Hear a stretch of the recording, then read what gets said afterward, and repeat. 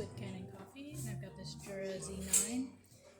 It had a leak coming from this side over here, and I opened it up, found this three-way valve leaking, so I replaced that, and I did a tune-up while I was in the machine.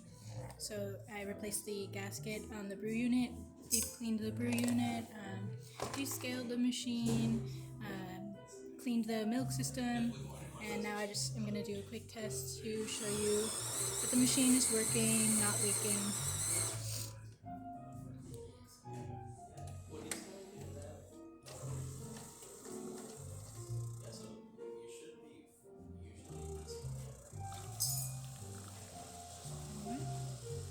Just give that a little more room.